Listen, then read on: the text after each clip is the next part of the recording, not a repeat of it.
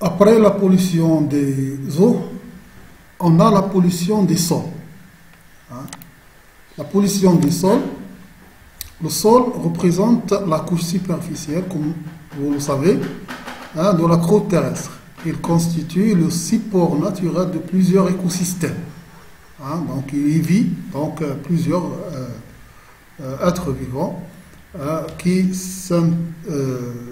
qui ont une interaction entre les deux. Le sol assure donc l'équilibre, hein, des cycles de l'eau, de matière et ainsi l'équilibre des écosystèmes. Cependant, il subit des effets des différents aspects de pollution liés à des activités de l'eau, comme l'agriculture par exemple, les activités agricoles. En effet, l'utilisation intensive et excessive des engrais, par exemple, et des pesticides et des insecticides engendre des quantités excédentaires non assimilées par les plantes. C'est-à-dire, en général, la quantité de ces substances-là rejetées dans le sol, ils ne sont pas tous consommés par les plantes. Donc, il y a une partie qui reste et qui s'accumule et devient un peu source de pollution, donc devient nocive pour les sols. On voit ici une photo de ces matériaux, de ces substances chimiques utilisées pour l'agriculture, pour la fertilisation des plantes. Le sol reçoit donc des millions de tonnes d'oxyde de soufre, de l'azote sous forme d'acide sulfureux, hein, et de l'acide nitrique. Son acidification conduit à son appauvrissement en micro-organismes parce que chaque micro-organisme a des conditions de vie. Hein, donc, si on change les conditions, il va perturber sa vie. Donc, sa reproduction, il doit changer du milieu. Donc, ces éléments-là, en général issus de matières minérales ou bien organiques, constituent des sources de pollution, hein, de ces sols. Les rejets aussi, les rejets sauvages, hein, soit des déchets solides et les déversements incontrôlés des eaux usées dans les sols, hein, lui apportent une quantité importante de polluants aussi et de germes, surtout de germes pathogènes. Hein. On parle par exemple de maladies qui sont issues des aliments parce que il existe des sols qui sont pollués, qui sont contaminés de produits, hein, qui sont nocifs. Ici, on a dans ce tableau-là les conditions de vie préférables ou bien tolérables par quelques plantes. On voit ici que le pH, selon le pH, donc en général entre 5 et 7, hein, le pH est favorable pour ces plantes-là. Mais on a parlé, je vous rappelle, on a parlé que les pluies acides peuvent aller jusqu'à pH 4. Et si on a un pH 4, donc on a une condition défavorable pour tous ces plantes-là. En général, le sol, c'est un milieu, si on veut dire, c'est un milieu intermédiaire, hein, qui est intermédiaire entre plusieurs autres milieux. D'un côté, c'est un milieu qui relie les eaux superficielles avec les eaux souterraines. Donc, tout ce qui arrive sur le sol peut arriver aux eaux superficielles ou bien souterraines. Aussi, tout ce qui arrive au niveau atmosphère peut venir sur le sol. Tous les déchets déversés par différentes activités, soit industrielles, soit agricoles, soit ménagères peuvent arriver sur le sol. Donc le sol, c'est un intermédiaire, hein, c'est un domaine où il y a une articulation entre tous les milieux de notre écosystème. Donc la pollution du sol conduit à la pollution des eaux, peut conduire à des maladies, etc. Enfin, la pollution de l'air peut entraîner des effets de serre, peut diminuer la couche d'ozone, peut aboutir à des pluies acides. La pollution des eaux, hein, soit pollution des eaux douces, hein, qui peut être par les eaux usées ménagères, des eaux usées industrielles ou bien des activités agricoles. La pollution des eaux de mer peut se faire par des pétroles et ses dérivés, soit par des eaux usées ménagères et industrielles. La pollution du sol, hein, soit par les pesticides, les insecticides et les engrais d'origine agricole, soit par les eaux usées et l'exivia, hein, qui a une origine des déchets ménagers. Sur l'environnement, donc les impacts de ces déchets, ils sont de différentes sortes. Il y a impact sur l'environnement. On a vu tous ces impacts-là, hein, l'effet de serre, les pluies acides, la couche d'ozone, etc. Sur la santé, on peut parler des troubles respiratoires, troubles immunitaires et nerveux, hein, des transports de l'oxygène dans le transport de l'oxygène dans le sang, c'est-à-dire infection ou bien troubles au niveau des globules rouges ou bien par exemple les anémies.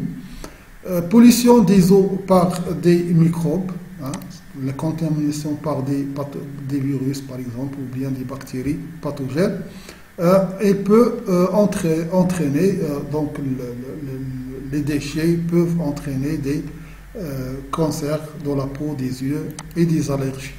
Sur le plan économique, on assiste à des ressources financières importantes pour traiter ces déchets et pour guérir les malades et l'assainissement des milieux.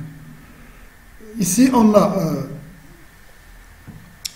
un deuxième chapitre ou bien un petit paragraphe qui va nous montrer quels sont les progrès effectués par le Maroc dans ce domaine. On voit que en 2008, on a l'énergie essentielle est produite du pétrole, hein, le fuel, et le charbon, par exemple, représente 34%, hein, de l'énergie, et le fuel, c'est-à-dire les ressources fossiles, hein, le pétrole et le charbon, et en partie le gaz. Hein. En plus puisque le Maroc a adopté une stratégie de la construction des barrages, on a une majeure partie, ou bien une partie importante de l'énergie qui est produite par les barrages, c'est-à-dire hydrauliques. En 2020, la stratégie a amené à changer ces pourcentages. On voit bien qu'on a recours à des énergies qui sont un peu propres, disons propres. Hein. L'énergie éolienne, solaire, hein, elle était en 2008 presque nulle.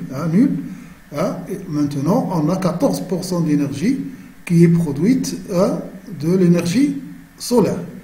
hein, on a aussi l'énergie éolienne, c'est-à-dire l'énergie renouvelable qui a comme source l'énergie du vent. Et on a aussi l'hydraulique qui représente 14%, donc à peu près de 42% de l'énergie ici qui est propre en quelque sorte. On a réduit la consommation du pétrole et la consommation du charbon, hein, le charbon qui a passé de 34 à 26, hein, et le pétrole qui est passé de 24 à 14%. Donc c'est un progrès très important dans le sens positif. Remarquons ici que en 2020, on a commencé à produire de l'énergie nucléaire, hein, de la source nucléaire. Donc tout ça va nous amener à dire un mot sur ces énergies-là. L'énergie solaire, c'est quoi? L'énergie solaire, tout simplement, c'est une source naturelle dont l'exploitation peut générer de grandes quantités d'énergie thermodynamique et électrique. Donc cette énergie-là, solaire, peut s'effectuer sous deux formes, soit photovoltaïque, c'est-à-dire on transforme directement l'énergie solaire, les rayonnements solaires en électricité, soit on le transforme en chaleur, hein, puis la chaleur est transmise en électricité. Donc deux types de modes d'utilisation de l'énergie solaire. L'énergie éolienne consiste à utiliser l'énergie du vent. Hein, donc on a décidé de donner, le Maroc s'est récemment engagé dans un projet éolien intégré de 850 mégawatts répartis sur 5 parcs éoliens sur notre région, le Maroc, sur notre pays, le Maroc. Hein, Midelt, Tanger, Boujdour, Saouira, Laayoune, hein, ce sont les endroits où il y a des stations de production d'énergie éolienne. Donc, à l'horizon de 2020, donc, on va passer à 42%. À l'horizon de 2030, on espère passer à 52%, donc réduire en quelque sorte la pollution issue de l'énergie fossile.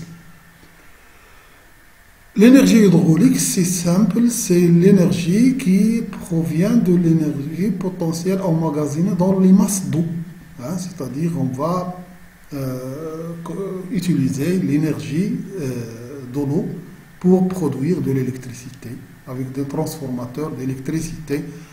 Ça va nous permettre de diminuer un peu l'énergie qui provient des ressources hydrocarbures qui provoquent des pollutions très importantes. Donc on va diminuer cette pollution en utilisant cette source-là. Hein. La quatrième catégorie d'énergie, toujours dans les solutions, ou bien chercher des solutions propres qui ne polluent pas notre environnement et nos milieux où on vit. Donc c'est là l'énergie géothermique. On parle ici de géotherme. Géo, c'est-à-dire terre, et therme, c'est-à-dire chaleur. On sait tous qu'il y a une énergie énorme emmagasinée au fond de notre terre, c'est-à-dire dans les environs de quelques kilomètres au-dessus de la surface, dessous de la surface. Cette énergie-là, cette